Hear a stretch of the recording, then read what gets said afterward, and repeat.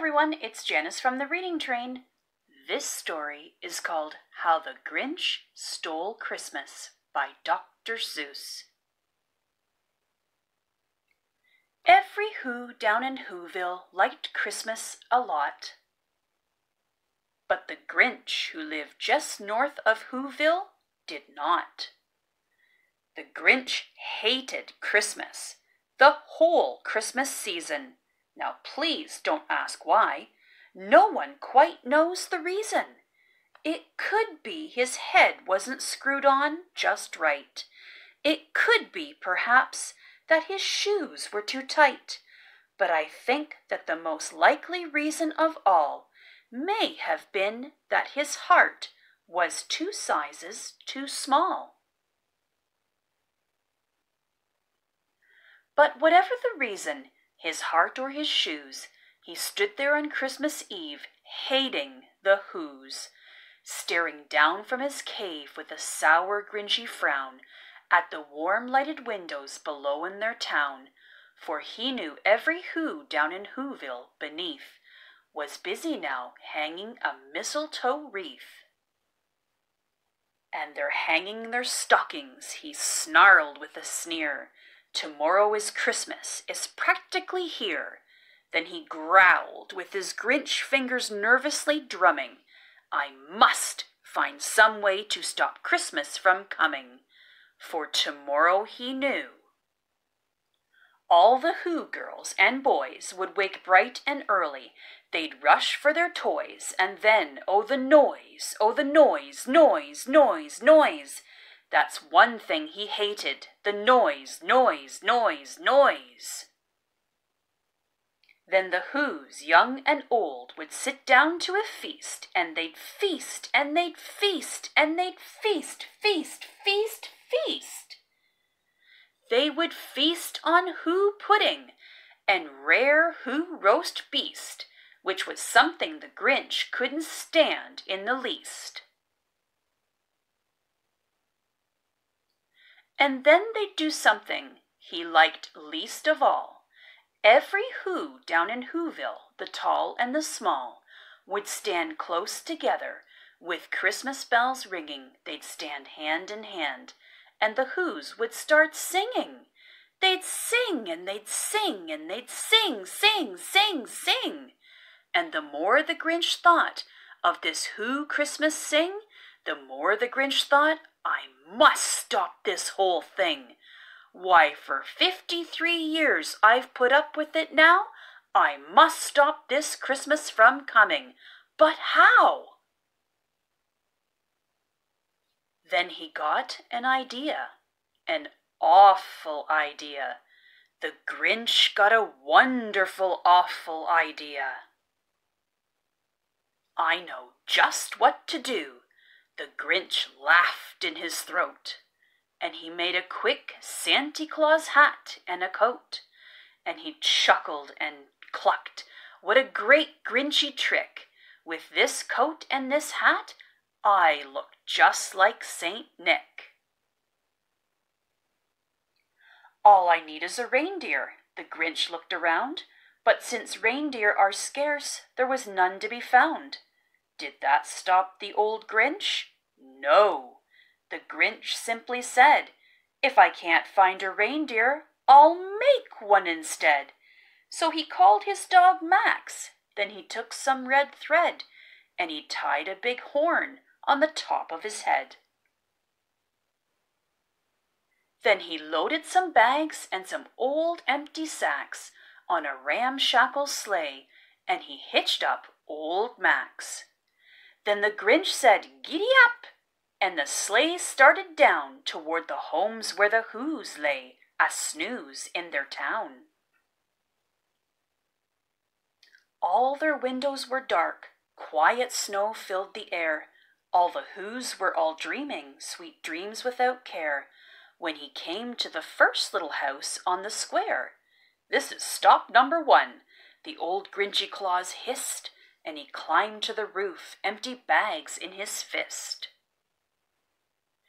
Then he slid down the chimney, a rather tight pinch, but if Santa could do it, then so could the Grinch. He got stuck only once for a moment or two. Then he stuck his head out of the fireplace flue, where the little Who stockings all hung in a row.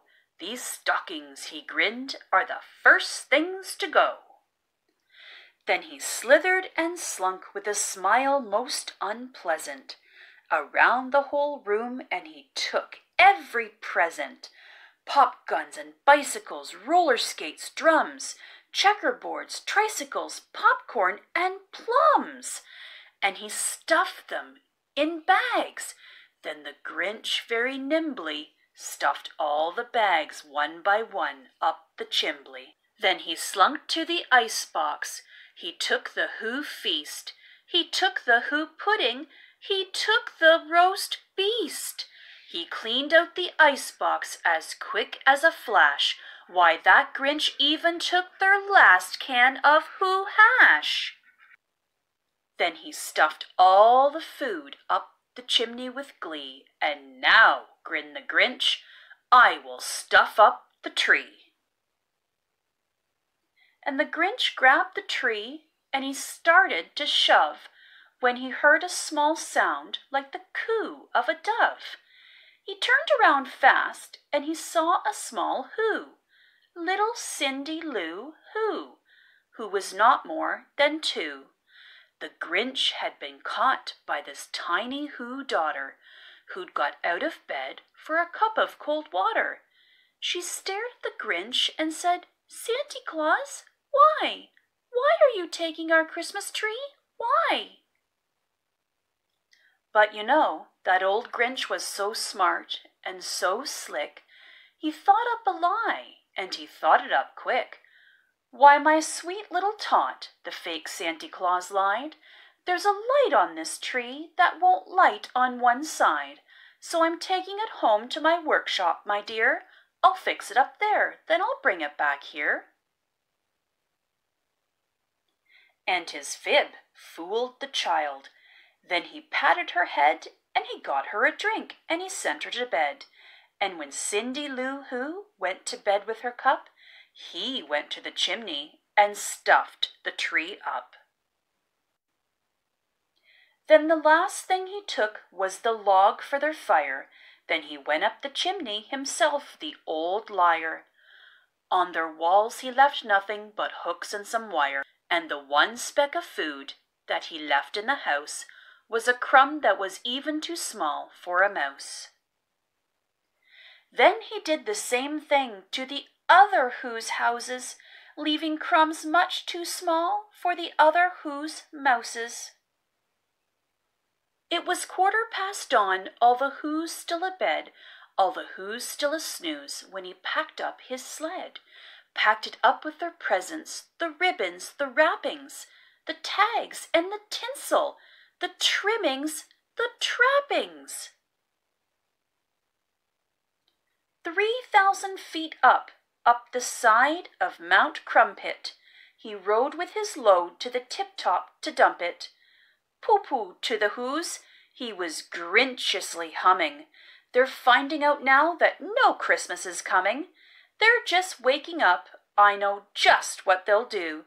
Their mouths will hang open a minute or two, then the Who's down in Who-ville will all cry boo-hoo. "That's a noise," grinned the Grinch, "that I simply must hear." So he paused, and the Grinch put his hand to his ear. And he did hear a sound rising over the snow. It started in low, then it started to grow. But the sound wasn't sad. Why, this sound sounded merry. It couldn't be so, but it was merry, very. He stared down at Who-ville. The Grinch popped his eyes. Then he shook. What he saw was a shocking surprise.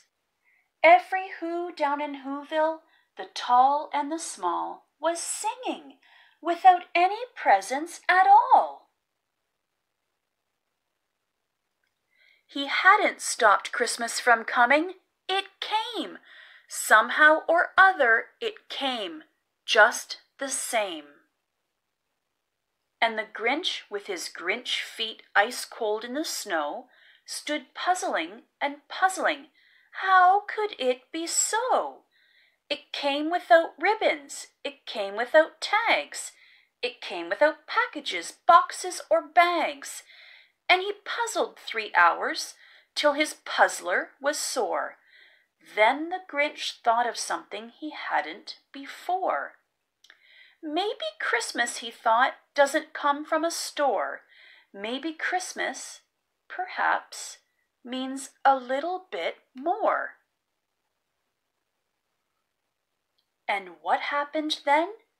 Well, in Who-ville they say that the Grinch's small heart grew 3 sizes that day, and the minute his heart didn't feel quite so tight, he whizzed with his load through that bright morning light, and he brought back the toys and the food for the feast, and he himself, the Grinch, carved the roast beast.